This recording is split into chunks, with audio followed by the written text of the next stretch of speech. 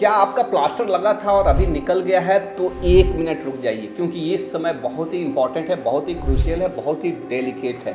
और अगर इस समय आपने ध्यान नहीं दिया तो फिर से फ्रैक्चर हो सकता है, चाहे आपकी रिकवरी में बहुत समय लग सकता है।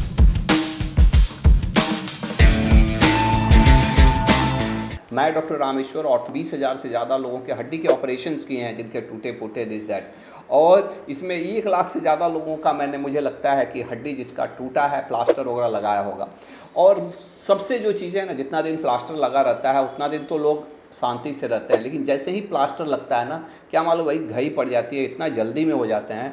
मैंने देखा है कि उसके बाद से सावधानी नहीं रखने से, क्योंकि हड्डी तो जुड़ गया है लेकिन आपका हड्डी 100% नहीं जुड़ा रहता है।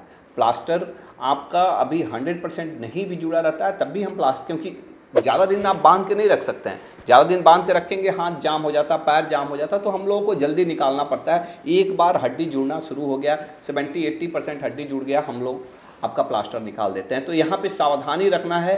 अंत तक हमारी इस वीडियो से जुड़े रहिएगा। एक एक चीज़ जो लास्ट का एक बात बताने वाला हूँ उसको बिल्कुल सुनिएगा, इसको स्किप नहीं करिएगा।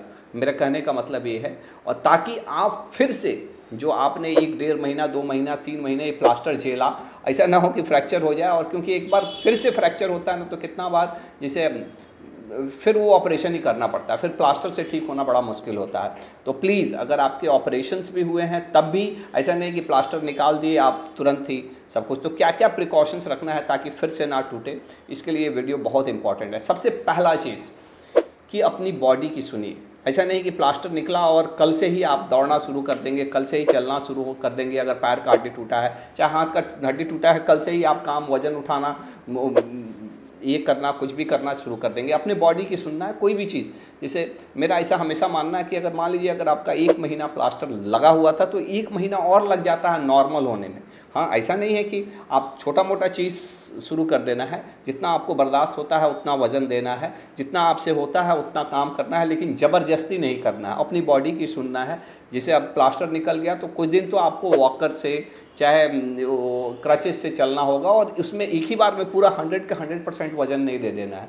पहले तो हम लोग बोलते हैं कि 5% वज़न दीजिए, क्योंकि एक तो कॉन्फिडेंस भी कम हो जाता है ना, इतना दिन से भले सब कुछ नॉर्मल भी होने के बाद से डर लगता है, मांसपेशियाँ कमज़ोर रहती है। तो इसमें पहले 5% वज़न देना है। आपको लग रहा है कि नहीं बिल्कुल अच्छा है, 10% धीरे धीरे बढ़ाइए, अपनी बॉडी की सुनिए। और इतना बात समझिए कि प्लास्टर अगर 2 महीना था तो 2 महीना और लग जाएगा आपको नॉर्मल होने में। एक ही दिन में आप दौड़ने लगेंगे, कूदने लगेंगे, ऐसा नहीं है। लगभग 2 महीने और लग जाते हैं आपको दौड़ने के लिए, रूटीन एक्टिविटी में आने के लिए।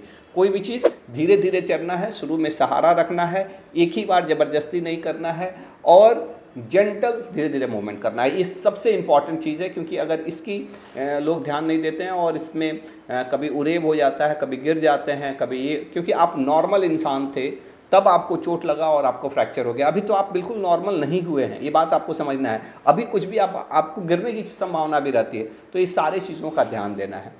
दूसरा जो बहुत ही ज़रूरी है वो है फिजियोथेरेपी, एक्सरसाइज।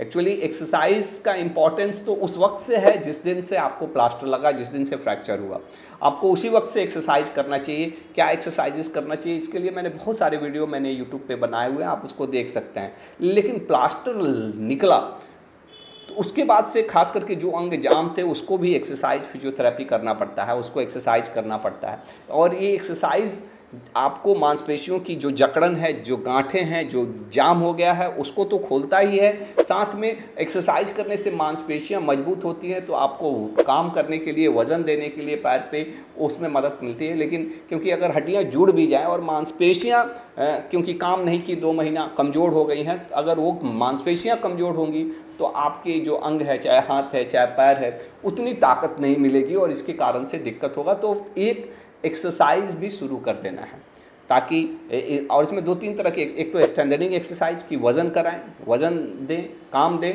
ताकि जो चीज़ें 2 महीने से रेस्ट में थी वो काम करने से उसमें सर्कुलेशन बढ़ता है, हीलिंग बढ़ता है, उसकी ताकत बढ़ती है। और दूसरा मोबिलाइजेशन एक्सरसाइज। कितना बार जाम हो जाता है, जैसे अब क्यों नहीं जाम हो गया, तो इसको आराम से धीरे धीरे, अब एक दिन में आप सोचिएगा कि सीधा हो जाएगा तो नहीं होगा, लेकिन धीरे धीरे। अब ऐसे नहीं ज़बरदस्ती कर दिए, ज़बरदस्ती कर, कितना बार मैंने देखा है खास करके ओल्ड एज में फिजियोथेरेपी कराने के चक्कर में, मैंने बहुत बार कि एक्सरसाइज करने के लिए डॉक्टर के पास ले गए और वहाँ पे फ्रैक्चर हो गए। अपने मरीज अपने खुद से तो फ्रैक्चर नहीं करता, लेकिन अब डॉक्टर के पास गए, फिजियोथेरेपिस्ट ने उनको सही ढंग से, हड्डियाँ भी कमज़ोर हो जाती हैं एक्चुअली। होता क्या है ना, जब हड्डियाँ जुड़ रही होती है, एक जगह रहती है, तो हड्डियाँ थोड़ा कमज़ोर हो जाती हैं, और उसमें किसी ने जोड़ लगा के ये कर दिया, फिर दिक्कत होता है। तीसरा जो बहुत इंपॉर्टेंट है वो न्यूट्रिशन।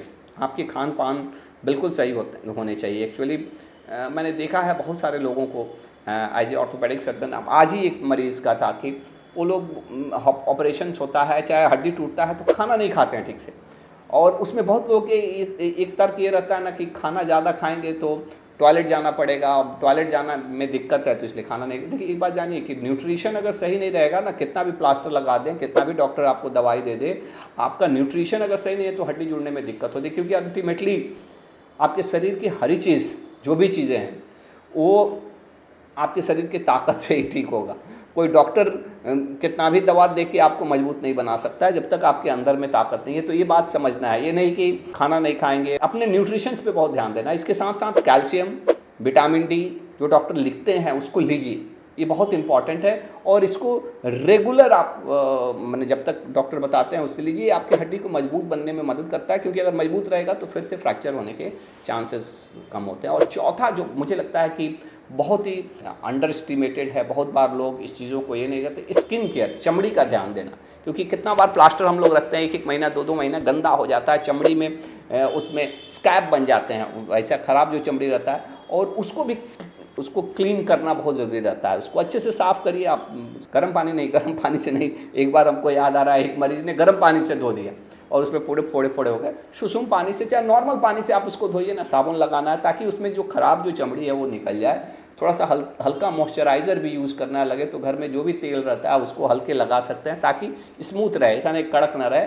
और ये अगर स्किन भी सही नहीं रहने से आपको दिक्कत होती है और कितना बार ये कष्ट का कारण बढ़ता है। तो ये 4 चीज़ें हैं, अगर आप इस चीज़ों का ध्यान देते हैं तो आपको दिक्कत नहीं होगी। और मैंने एक लास्ट में बोला था कि लास्ट तक आप ज़रूर रहिएगा। कोई एक ऐसा चीज़ बताने वाला हूँ जो बहुत सबसे बड़ा चीज़, कि ऐसा नहीं कि हड्डी टूट गया, प्लास्टर निकल गया, आप ठीक हो गए हैं। आप अगर देखा जाए ना तो 60% 50% ही ठीक हुए हैं।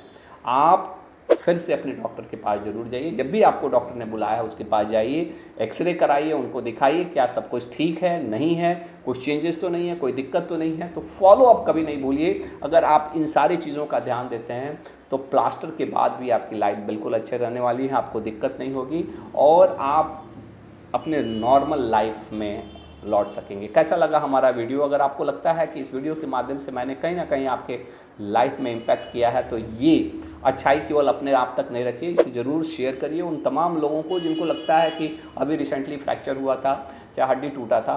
और हमारे चैनल को ज़रूर सब्सक्राइब करिए। फ्रैक्चर, बोन, जॉइंट पेन, खास करके घुटने के पेन, अगर आपके घर दादी, मामी, चाची, काकी, नानी जो भी है, ओल्ड एज के लोग हैं जिनको घुटने की तकलीफ़ रहता है, तो इसके लिए मैंने बहुत सारे वीडियोस बनाए हैं।